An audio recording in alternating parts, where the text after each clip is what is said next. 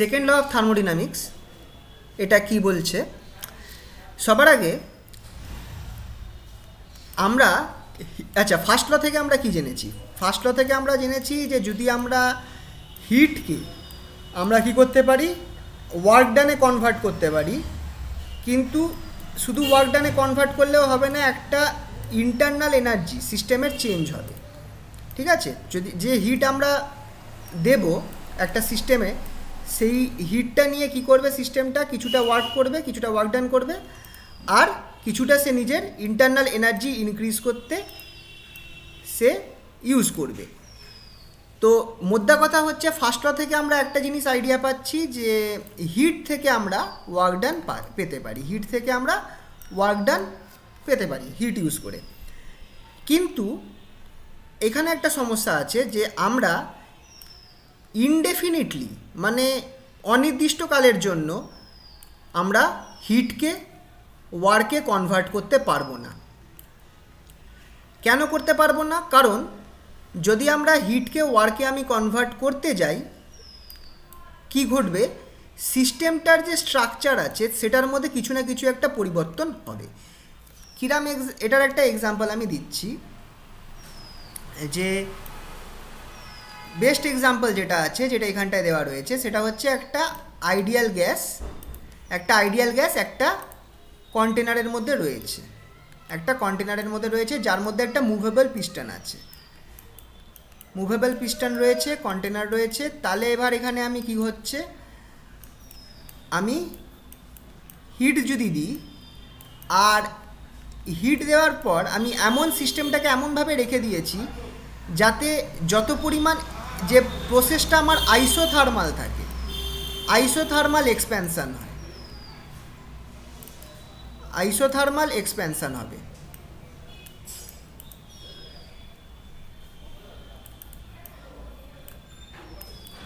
তার মানে কি হচ্ছে, দেখো, যত আমি হিট দেব আমার তত আমার ওয়ার্ক ডান পাবো, তত আমার এই গ্যাসটা কি হবে, গ্যাসটা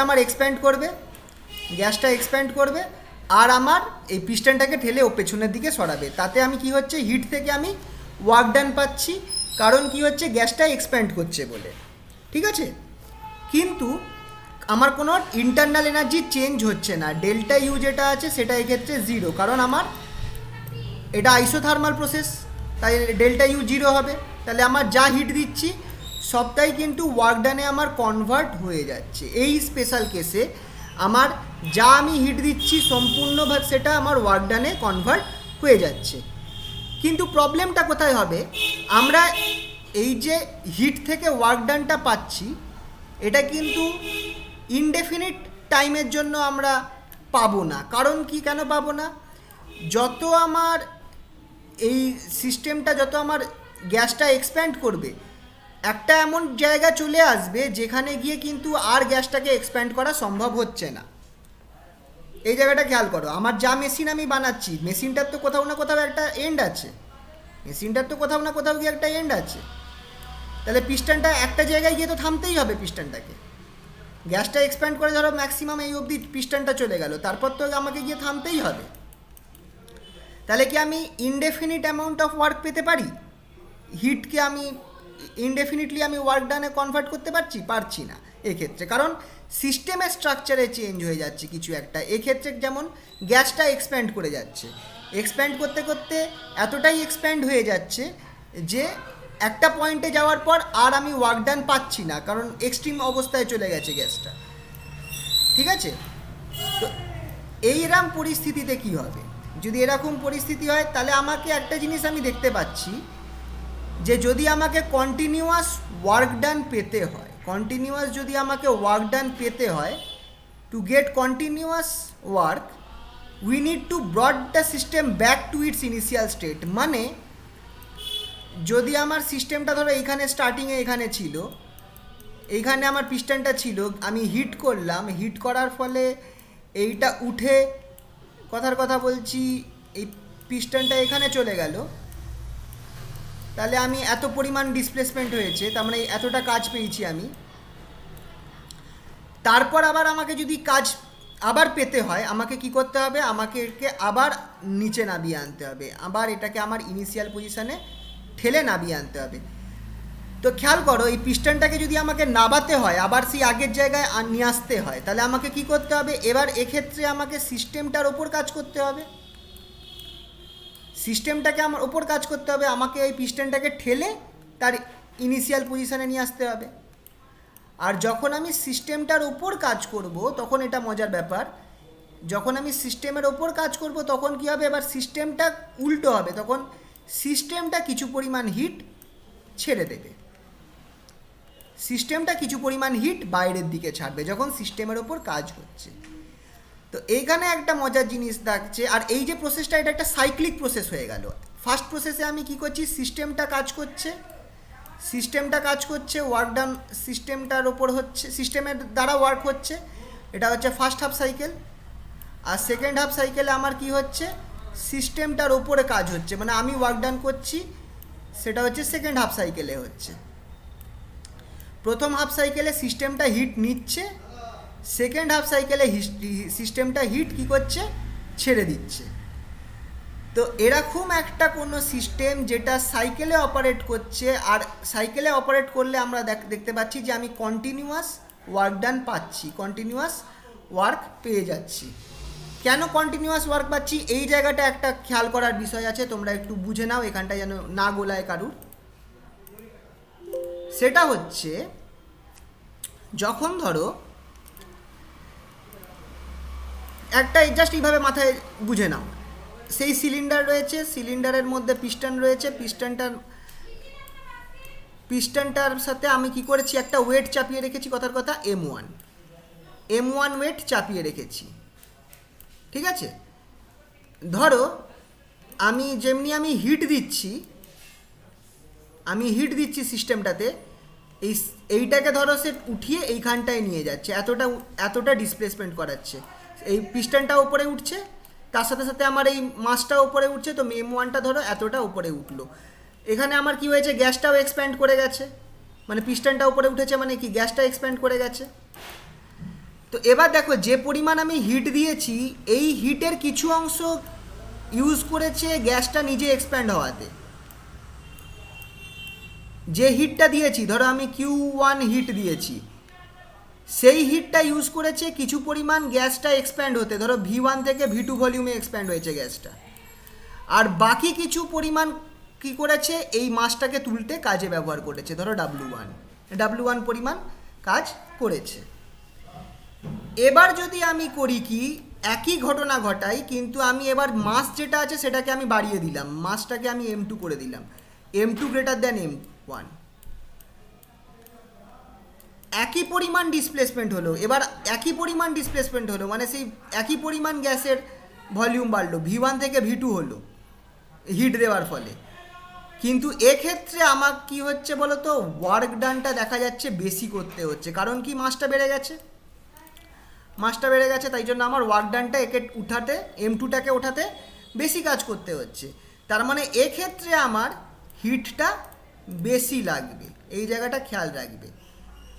তো হিট যেটা আমি দিচ্ছি, সেটার একটা অংশ ইউজ হচ্ছে ভলিউম বাড়াতে,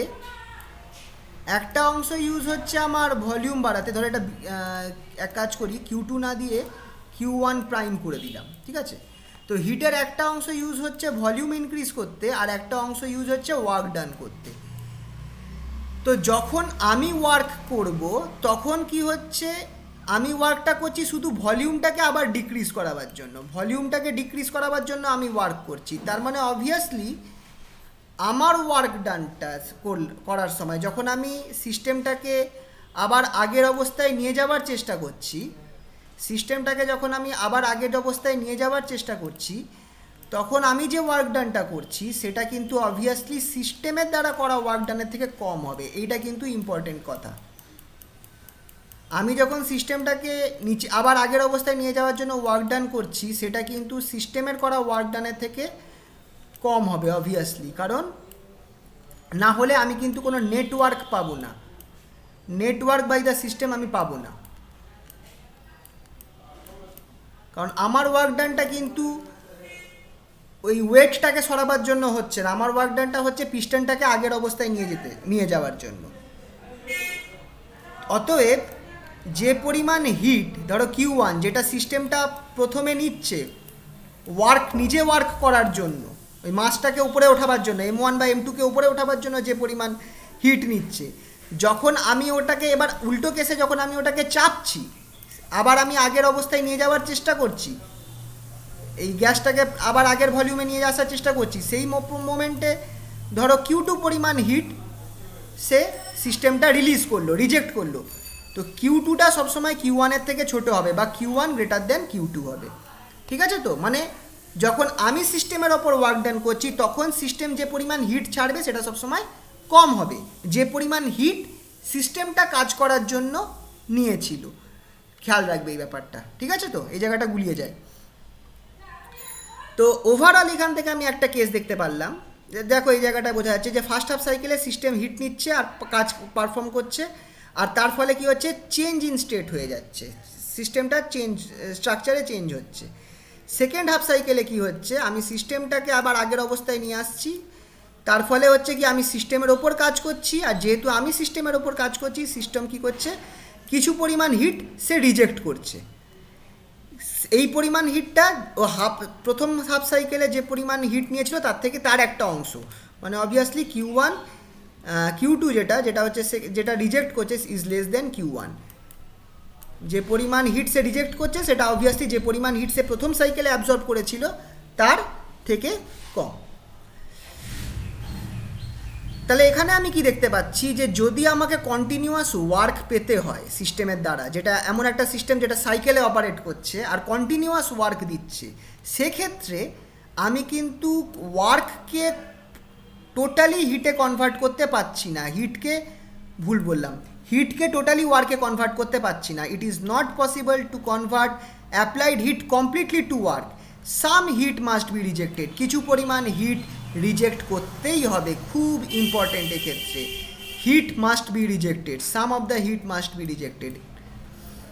আমরা কখনো এমন একটা সিস্টেম বানাতে পারবো না যেটা সম্পূর্ণ হিটটাকেই ওয়ার্কে আমরা কমপ্লিট ওয়ার্ক ডানে কনভার্ট করে নিতে পারবে, কিছু পরিমাণ হিটটাকে রিজেক্ট করতেই হবে, না হলে কি হবে, সিস্টেমের স্ট্রাকচার চেঞ্জ হয়ে যাচ্ছে আর একটা টাইমে গিয়ে আমি ওয়ার্ক ডান পাওয়া বন্ধ হয়ে যাচ্ছে।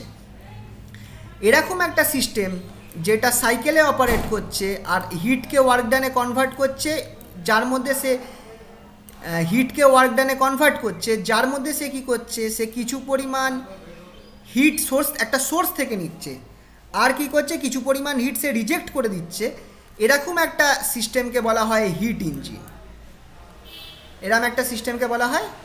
ইঞ্জিন। তো সবথেকে basic case of A hit engine, একটা হিট ইঞ্জিনে কি থাকে, একটা হিট ইঞ্জিনে থাকে একটা হিট রিজার্ভার থাকে বা যেটাকে সোর্স বলা হয়। এই সোর্সটা এট হায়ার টেম্পারেচার T1-এ থাকে, এই সোর্সটা হাই টেম্পারেচার T1-এ থাকে, এটা আমরা এই টার্মসগুলো ইউজ করব, T1 T2 Q1 Q2 এগুলো ইউজ করব। সোর্স যেটা আছে সেটা হাই টেম্পারেচারে থাকে, এটা হচ্ছে আমার সিস্টেমটা। এই হিট ইঞ্জিনের তিনটে পার্ট হয়, একটা হাই টেম্পারেচার সোর্স হয়, একটা লো টেম্পারেচার সিঙ্ক হয়, আর একটা সিস্টেম হয় যেটা হচ্ছে এই পার্টটা।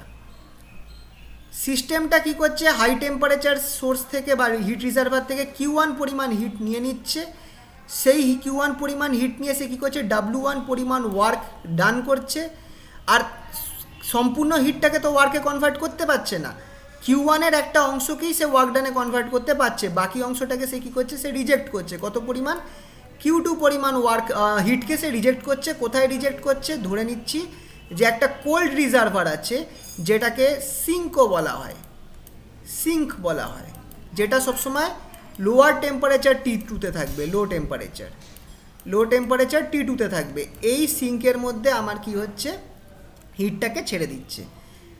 এইরকম ডায়াগ্রাম যেটা আমি এঁকেছি এটাকে বলা হয় schematic diagram of heat engine. যে কোনো হিট ইঞ্জিনের স্কিম্যাটিক ডায়াগ্রাম হচ্ছে এইটা।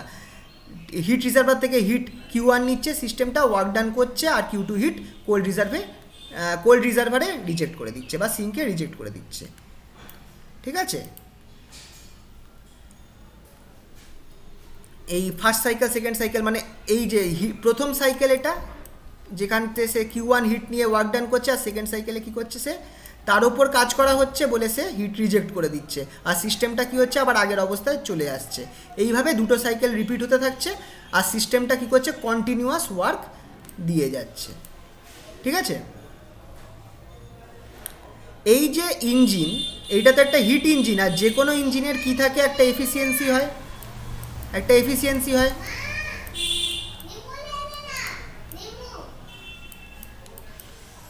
যে কোনো ইঞ্জিনের একটা এফিসিয়েন্সি থাকে। হিট ইঞ্জিনের যে এফিসিয়েন্সি সেটাকে বলা হয় থার্মাল এফিসিয়েন্সি, এটাকে ইটা দিয়ে রিপ্রেজেন্ট করা হয়, এটাকে ইটা দিয়ে রিপ্রেজেন্ট করা হয়। সেটা কত? হিট এফিসিয়েন্সি হচ্ছে কত পরিমাণ ওয়ার্ক সে আউটপুট দিচ্ছে বাই কত পরিমাণ হিট সে ইনপুট নিচ্ছে। এটা কিন্তু এফিসিয়েন্সি জেনারেল ফর্মুলা।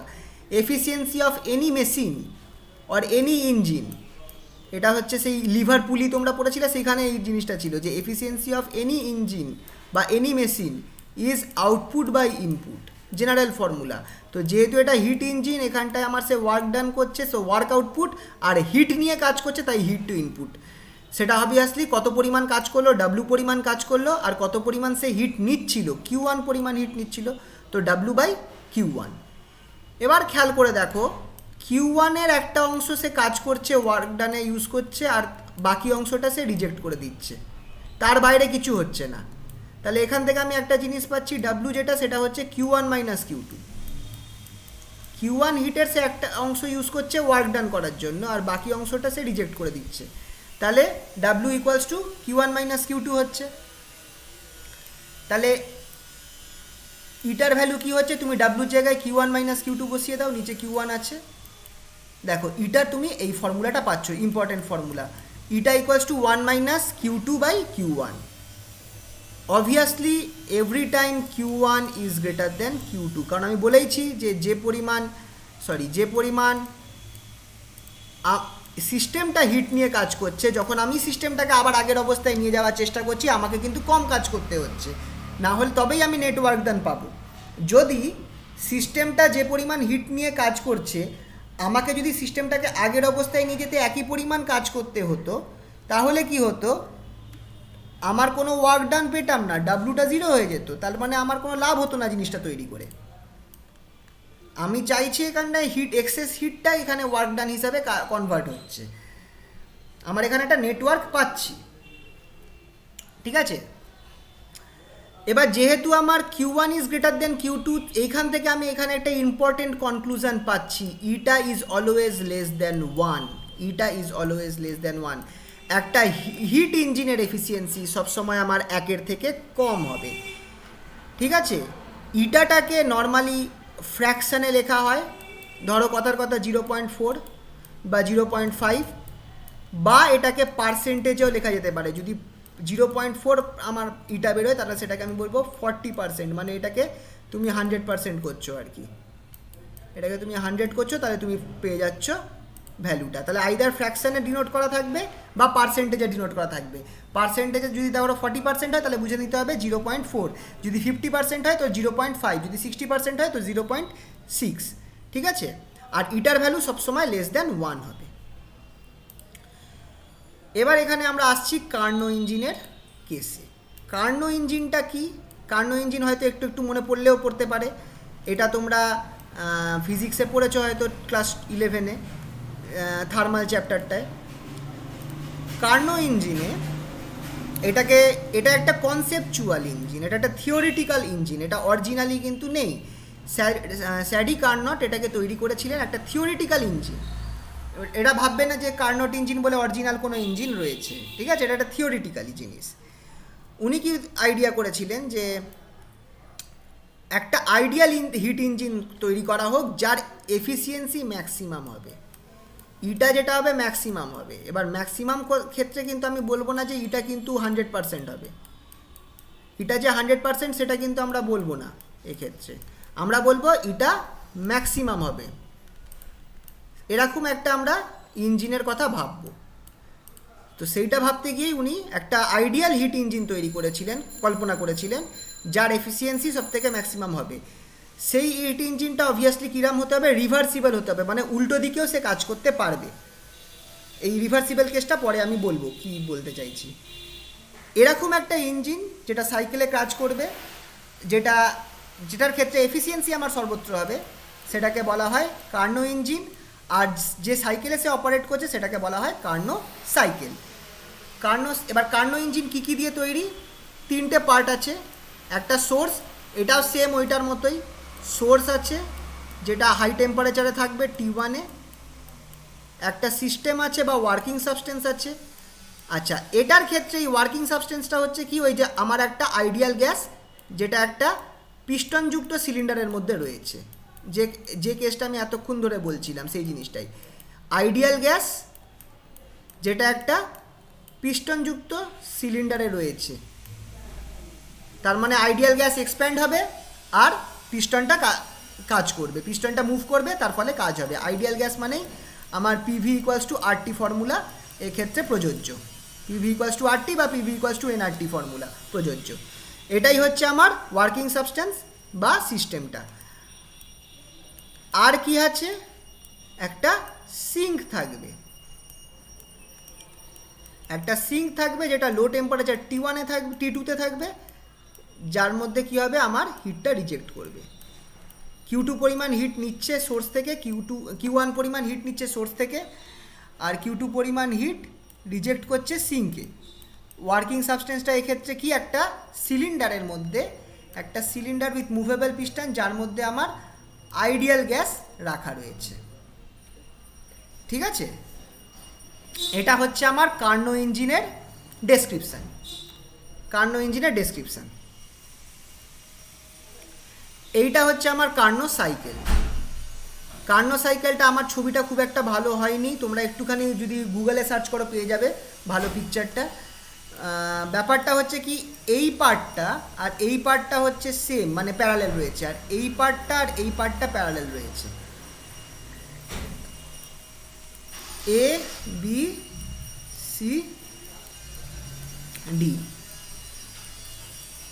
আর দেখো এটা একটা সাইক্লিক প্রসেস, মানে আমার অ্যারোটা দেখো কিভাবে যাচ্ছে, সাইকেলের মতো যাচ্ছে।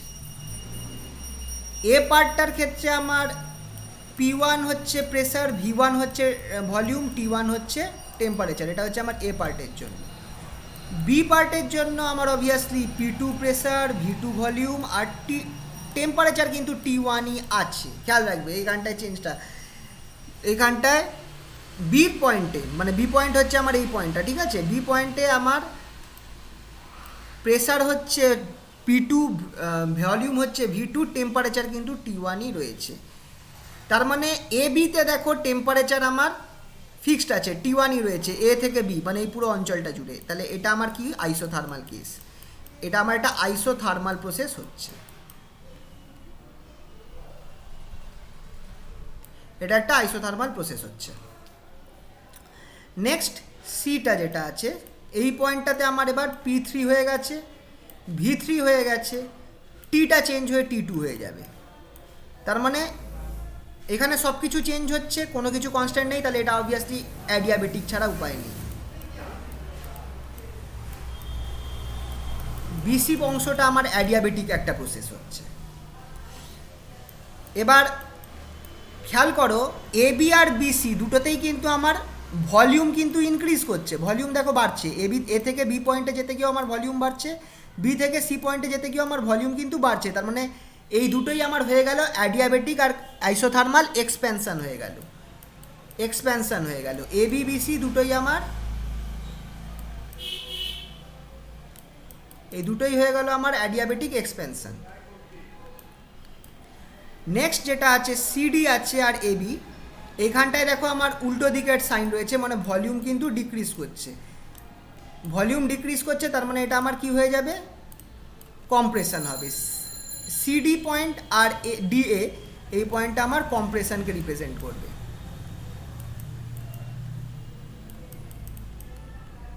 ডি পয়েন্টে দেখো, ডি পয়েন্টেও আমার এখানে কি চেঞ্জ হচ্ছে, পিটা 4 হয়ে যাচ্ছে, ভিটাও 4 হয়ে যাচ্ছে, টি কিন্তু T2-তেই রয়েছে। তার মানে সিডি যেটা আছে সেটাও আমার আইসোথার্মাল হচ্ছে, সেটাও আমার আইসোথার্মাল।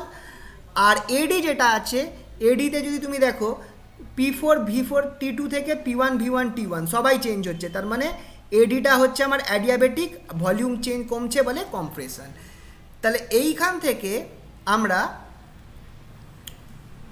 দেখতে পাচ্ছি যে একটা কার্নো সাইকেলের 4টে স্টেজ হয়, 4টে সাইকেলটার 4টে স্টেজ হয়। আইসোথার্মাল এক্সপ্যানশন,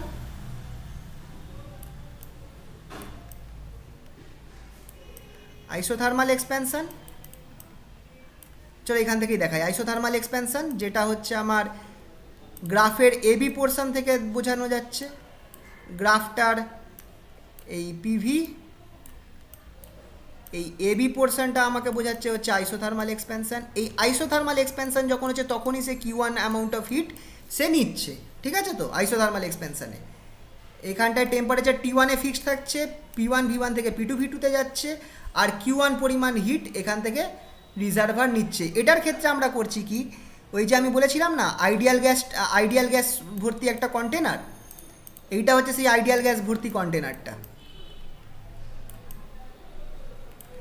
এই আইডিয়াল গ্যাস ভর্তি কন্টেনারটাকে আমি কোথায় রেখেছি, আমি হিট সোর্স যেটা আছে তার সাথে আমি থার্মাল কন্ট্যাক্টে রেখেছি, যাতে কি হতে পারে, সে হিট নিতে পারে। সে হিট নেবে, কত পরিমাণ হিট নেবে, Q1 পরিমাণ হিট নেবে এই ক্ষেত্রে। আর যেহেতু এই প্রসেসটা আইসোথার্মাল, এই ক্ষেত্রে আমার গ্যাসের টেম্পারেচারটাও আমার এই সোর্সের টেম্পারেচারের সমান হবে, দ্যাট ইজ T1। এটা হচ্ছে আমার এই এবি পার্ট দিয়ে রিপ্রেজেন্ট করা হচ্ছে। নেক্সট পার্ট, আর এক্ষেত্রে ওয়ার্ক ডান কত হবে দেখো, খেয়াল করো, আইসোথার্মাল এক্সপ্যানশন, আইসোথার্মালের ক্ষেত্রে এটা আমার ফর্মুলা। আইসোথার্মাল ওয়ার্ক ডান হচ্ছে RT ln VF/VI। তো এখানে আমার চেঞ্জটা কি হচ্ছে, ইনিশিয়াল হচ্ছে আমার এই দেখো ইনিশিয়াল ভলিউম হচ্ছে V1, ফাইনাল ভলিউম হচ্ছে আমার V2, তার মানে আমার এখানে হবে RT T1। কেন T1 রয়েছে, কারণ আমার টেম্পারেচার ফিক্সড আছে T1 এ, তাই এবি পয়েন্টে আমার ওয়ার্ক ডান হচ্ছে RT1 ln V2/V1, ঠিক আছে? Next type adiabatic expansion shown by portion BC of the graph, মানে এবি তো হলো, এবার BC-তে ঢুকবো, এই পার্টটা BC, এইটা হচ্ছে আমার অ্যাডিয়াবেটিক এক্সপ্যানশন। এখানটায় আমার টেম্পারেচারের পরিবর্তন হয়েছে, টেম্পারেচার পরিবর্তন হয়ে কত হয়েছে, T1 থেকে টেম্পারেচার গেছে T2-তে। এক্ষেত্রে আমার কোনো হিট ট্রান্সফার হয়নি, মানে কিউ চেঞ্জ ইন হিট যেহেতু অ্যাডিয়াবেটিক ইজ 0। আর এই পরিমাণে আমার কত পরিমাণ ওয়ার্ক ডান হয়েছে, এটা কি হচ্ছে, অ্যাডিয়াবেটিক প্রসেসে ওয়ার্ক ডান কত হয়, সেটা হচ্ছে CV ফ্রম, এইটা দেখো initial temperature minus final temperature হয়, কিন্তু যদি তোমরা ফর্মুলা মনে করো, অ্যাডিয়াবেটিকের ফর্মুলা কিন্তু হচ্ছে CV n, অ্যাকচুয়ালি যদি নাম্বার অফ মোলস n থাকে তাহলে CV into TI minus TF, ফর্মুলাগুলো মনে রাখতে হবে। এখানে যেহেতু 1 মোল ধরে কাজ করছি, তাই CV T1 মাইনাস T2, কারণ আমার ইনিশিয়ালি আমার টেম্পারেচার T1 ছিল, ফাইনালে টেম্পারেচার হচ্ছে T2। তো এটা হচ্ছে আমার এই second portion BC of the গ্রাফের মধ্যে আমার ওয়ার্ক ডানটা। চলে গেলাম থার্ড কেস, আইসোথার্মাল কম্প্রেশন, যেটা হচ্ছে আমার CD পোর্শনটা। এবি ছিল, BC হয়েছে, এবার CD এই অংশটা। CD-তে আমার কি হচ্ছে, আমার খেয়াল করে রাখো P3 V3টা P4 V4-এ যাবে, P3 V3 থেকে আমার এটা P3 V3 T2 থেকে P4 V4 T2-তে যাবে। আচ্ছা, এইখানটায় একটা কেস আমি বলে দিচ্ছি তোমাদেরকে, যেটা বলা হয়নি, সেটা হলো এই যে আমি অ্যাডিয়াবেটিক এক্সপ্যানশনটা কতক্ষণ করব, যতক্ষণ না আমার দেখো এক্সপ্যানশন হচ্ছে, কিন্তু এমনভাবে এক্সপ্যানশন হচ্ছে যে আমার কোনো হিট সে বাইরে থেকে নিতেও পারছে না, বা হিট বাইরে থেকে ছাড়তেও পারছে না। তাহলে আমার ওয়ার্ক ডান, তাহলে এখানটায় যে এক্সপ্যানশনটা হচ্ছে সেটা আমার তার ইন্টারনাল এনার্জির কস্টে হবে। ইন্টারনাল এনার্জি কস্টে হওয়া মানে তার টেম্পারেচার ফল করবে। তো এই টেম্পারেচার কতক্ষণ অবধি ফল করবে, যতক্ষণ, এটা কিন্তু দেখো থিওরিটিক্যালি ভাবনা, তো এইটাই মানে কার্নোট এটাই ভেবেছিলেন যে এই প্রসেসে ততক্ষণ কন্টিনিউ হবে যতক্ষণ না আমার টেম্পারেচারটা সিঙ্কের টেম্পারেচারের সমান হয়ে যাবে, T2-তে ফল করবে, ততক্ষণ আমার এক্সপেনশনটা হতে থাকবে। ঠিক আছে, তা temperature of working substance drops to T2, সিঙ্কের টেম্পারেচার অবধি ফল করবে এই অবধিতে। তারপরে আবার আমি কি করব, এবার আমি আইসোথার্মাল কম্প্রেশন, যেটা সিডি পোর্শন দিয়ে বোঝানো হয়েছে, আমি কি করব, এই যে আমার কন্টেনারটা রয়েছে যেটার মধ্যে আমার গ্যাসটা রয়েছে, সেটাকে আমি কি করবো এবার সিঙ্কের সাথে থার্মাল কন্ট্যাক্টে রাখবো, সিঙ্কের সাথে থার্মাল কন্ট্যাক্টে রাখবো করে আমি কি করব, এবার আমি এটাকে আবার আগের অবস্থায় ফিরিয়ে নিতে চাইছি, আমি ওকে চাপ দেব। তাতে হবে কি, চাপ দিলে কি হবে, আমি ওয়ার্ক ডান করছি, তাহলে আমার এখানে হিট জেনারেট হবে কিছু একটা, সেই হিটটাকে সে কী করবে, সিঙ্কে ছেড়ে দেবে। তো যেহেতু সে এক্সট্রা হিটটাকে সে সিঙ্কে ছেড়ে দিচ্ছে, তাই জন্য আমার এখানে আমার যে কন্টেনারের গ্যাসটা রয়েছে তার টেম্পারেচারে কোনো পরিবর্তন হচ্ছে না, সেটাও T2-তেই রয়ে গেছে। আচ্ছা, একটা জিনিস বলে রাখছি, সোর্স আর সিঙ্ককে ধরা হয়েছে এমনভাবে যে সোর্স তোমাকে মানে ইনফাইনাইট অ্যামাউন্ট অফ হিট দিতে থাকবে, আর সিঙ্ক যে আছে সেই ইনফাইনাইট অ্যামাউন্ট অফ হিট নিয়ে নিতে পারবে, এরকমভাবে ধরা হয়েছে। কিন্তু এটা তো একটা থিওরিটিক্যাল ভাবনা, তাই জন্য এরমভাবে ধরা হয়েছে। তো থার্মাল এখানে কি হলো দেখো, Q2 পরিমাণ হিট সে রিজেক্ট করে দিল। এই পয়েন্টে সিডি পয়েন্টে আমার কি হচ্ছে, Q2 পরিমাণ হিট আমার সিস্টেমটা রিজেক্ট করছে। কাকে দিচ্ছে, আমার সিঙ্ককে দিয়ে দিচ্ছে।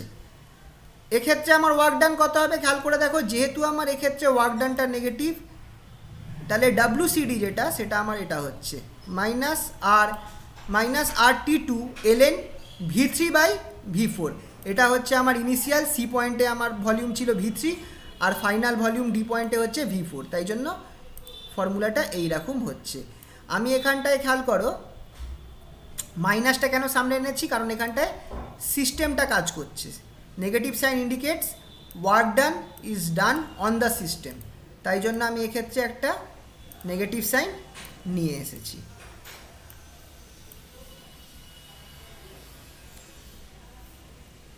আচ্ছা সরি, V3টা হচ্ছে আমার ইনিশিয়াল, এটা হচ্ছে আমার ইনিশিয়াল, এটা হচ্ছে আমার ফাইনাল। আমি এটাকে এইভাবে ঘুরিয়ে নিয়েছি, তাই জন্য সামনে মাইনাসটা চলে এসেছে। Initial minus, actually final minus initial হয়, তো আমি এখানে ইনিশিয়াল বাই ফাইনাল করেছি, তাই সামনে মাইনাস চলে এসেছে। আর এই মাইনাসটা আমি এই কারণে রাখছি কারণ এখানে সিস্টেমের দ্বারা কাজ হচ্ছে, work done on the system. খেয়াল করে দেখো, তুমি যদি এইটা না করে ওপরে V4 রাখতে আর নিচে V3 রাখতে, তাহলে তো তোমার এখানটা প্লাস থাকতো, কথার কথা বলছি। খেয়াল করে দেখো, V4 এর ভ্যালুটা কিন্তু ছোট, V3 গ্রেটার দ্যান V4, তাহলে তোমার এইটা অটোমেটিক তোমার ওয়ার্ক ডানটা মাইনাসই বেরোতো, ওয়ার্ক ডানটা অটোমেটিক মাইনাসই বেরোতো যদি তুমি ওপরে V4 রাখতে, মানে ফর্মুলাটাকে ঠিক রাখতে, ওপরে V4 রাখতে নিচে V3 রাখতে। কিন্তু এক্ষেত্রে আমরা কি করছি, এক্ষেত্রে আমরা উল্টে নিচ্ছি, সামনে মাইনাস নিয়ে আসছি যাতে একটা প্যারিটি থাকে, সুবিধা হবে এটা পরে। নেক্সট ফোর্থ স্টেপে কি করব, অ্যাডিয়াবেটিক কম্প্রেশন, যেটা ডিএ পোর্শন দিয়ে বোঝানো হয়। ডিএ পোর্শন হচ্ছে ফাইনালটা, ABBC CD অ্যান্ড DA, এটা আমার অ্যাডিয়াবেটিক কম্প্রেশন। এখানে আমার অ্যাডিয়াবেটিক কম্প্রেশন মানে হচ্ছে কি, হিট বেরোতে পারবে না, আর আমি কম্প্রেশনটা ততক্ষণ করব যতক্ষণ না আমার টেম্পারেচারটা T1, যেটা হচ্ছে আমার সোর্সের টেম্পারেচার সমান হয়ে না যাচ্ছে। মানে T2 থেকে T1 টেম্পারেচারে যতক্ষণ না আমার সিস্টেমটা যাচ্ছে ততক্ষণ আমি করব। মানে আমি আবার আগের অবস্থায় নিয়ে যেতে চাইছি। এ পয়েন্টে আমার কি ছিল, এ পয়েন্টে ছিল P1 V1 T1, এই অবস্থায় আমি আবার নিয়ে যেতে চাইছি। তার মানে ততক্ষণ আমি কম্প্রেস করতে থাকবো যতক্ষণ না তার প্রেসার P1, ভলিউম V1 আর টেম্পারেচার T1 হয়ে যাচ্ছে, মানে আবার ইনিশিয়াল অবস্থায় পৌঁছে যাচ্ছে। তাহলে সাইকেলটা কমপ্লিট হয়ে গেল। তাহলে এই পয়েন্টে ডিএ পয়েন্টে ওয়ার্ক ডান কত হচ্ছে, যেহেতু এটা অ্যাডিয়াবেটিক, ফর্মুলা হচ্ছে CV T2 - T1। এটা আমার ইনিশিয়াল, এটা আমার ফাইনাল। খেয়াল করো, এই পয়েন্টে আমার T2 ছিল আর ফাইনালে T1 আছে। এটাকে আমি উল্টে লিখতে পারি -CV T1 - T2। তাহলে টোটাল ওয়ার্ক ডান কত হচ্ছে দেখো, total work done during one complete cycle of Carnot engine. এবির ওয়ার্ক ডানটা, বিসির ওয়ার্ক ডানটা, সিডির ওয়ার্ক ডানটা, ডি এর ওয়ার্ক ডানটা যোগ করে দাও। এটা হচ্ছে এবির work done RT1 ln V2 by V1। বিসির ওয়ার্ক ডানটা হচ্ছে এইটা CV T1 minus T2। সিডির work, এটা হচ্ছে বিসিরটা, সিডির ওয়ার্ক ডান হচ্ছে minus RT2 ln V3 by V4।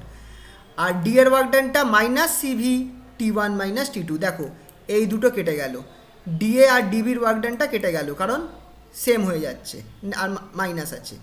তাহলে আমার ওয়ার্ক ডানটা পড়ে থাকলো এবি আর সিডির কেসটা। এবার দেখো এখানটায় ln V2 বাই V1 আছে আর এখানে ln V3 বাই V4 আছে। দুটো কেসই কিন্তু আমার অ্যাডিয়াবেটিক কেস। প্রথম কেসটা হচ্ছে ধরো চেঞ্জটা, এদের মধ্যে আমি যদি কোনো সম্পর্ক বার করতে চাই কী করে বার করতে পারবো?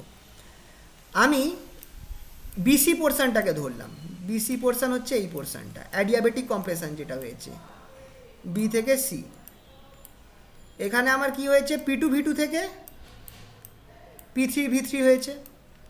তাহলে খেয়াল করে দেখো এই অ্যাডিয়াবেটিক কম্প্রেশনটা ধরলে, বিসি অ্যাডিয়াবেটিক কম্প্রেশনটা ধরলে আমি কি করতে পারি, আর অবভিয়াসলি টেম্পারেচার T1 থেকে T2 হয়েছে, এখানে T1 ছিল এখানে T2 সি পয়েন্টে।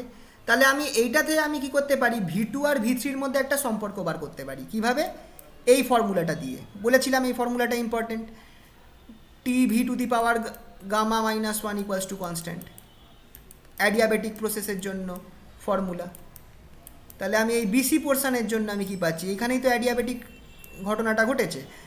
T1 এই পয়েন্টে T1 V2 to the power gamma minus 1 equals to T2 V3 to the power gamma minus 1। এখান থেকে আমি T1 বাই T2 কী পাচ্ছি, V3 by V2, V3 by V2 নিচে 2 আছে to the power gamma minus 1। Similarly এই adiabatic কেসটা ধরলাম এবার ডিএতে আমার কি চেঞ্জ হয়েছে, ভলিউমটা আমার দেখো V1, অ্যাকচুয়ালি চেঞ্জটা হলো আমার V4 থেকে V4 T2 থেকে আমার V1 T1-এ চেঞ্জ হবে। ডি পয়েন্টে আমার প্রেসার হচ্ছে P4, ভলিউম হচ্ছে V4 আর টেম্পারেচার T2 ডি পয়েন্টে। তাহলে আমার V4 ভলিউম আর T2 টেম্পারেচার থেকে V1 ভলিউম আর T1 টেম্পারেচারে চেঞ্জ হবে। তার মানে আবার সেই ফর্মুলাটা লাগাও ডি এর জন্য, T2 V4 to the power gamma minus 1 equals to T1 V1 to the power gamma minus 1। এটা হচ্ছে আমার ডি পোর্শনের ফর্মুলা, ডি পোর্শনের জন্য। এটা হচ্ছে আমার এ পোর্শনটার জন্য। এখান থেকে আবার সেই T1 বাই T2 বার করছি, V4 by V1 to the power gamma minus 1, এটা বেরোলো। দেখো এইখানে একটা বেরিয়েছে T1 বাই T2, এখানে একটা T1 বাই T2, দুটোকে ইকুয়েট করে দাও, এই দুটোকে ইকুয়েট করে দাও। ইকুয়েট করলে আমার কী বেরোচ্ছে, V3 by V2 to the power gamma minus 1 equals to V4 by V1 to the power gamma minus 1, বা V3 by V4 equals to V2 by V1। এবার ওয়ার্ক ডানের যে ফর্মুলা, এখানটায় খেয়াল করো V3 বাই V4 ছিল, সেখানটায় আমি কি করেছি V2 বাই V1 বসিয়ে দিয়েছি। ln V3 বাই V4 ছিল সেকেন্ড টার্মটায়, সেখানে আমি এই ফর্মুলা ইউজ করে V2 বাই V1 বসিয়ে দিয়েছি। তাহলে এবার দেখো আর ln V2 বাই V1 দুটোর থেকে কমন যাচ্ছে, তাহলে আমার একটা সামনে কি থাকছে T1 মাইনাস T2। এইটা হচ্ছে work done, actual work done during a Carnot cycle. মনে রাখতে হবে work done equals to R T1 minus T2 ln V2 by V1। ঠিক আছে, এটা ওয়ার্ক ডানটা পেলাম। আচ্ছা, নেক্সট কত পরিমাণ হিট সে নিয়েছে যখন সে আইসোথার্মাল এক্সপ্যানশন হচ্ছে এবি, কত পরিমাণ হিট সে নিয়েছে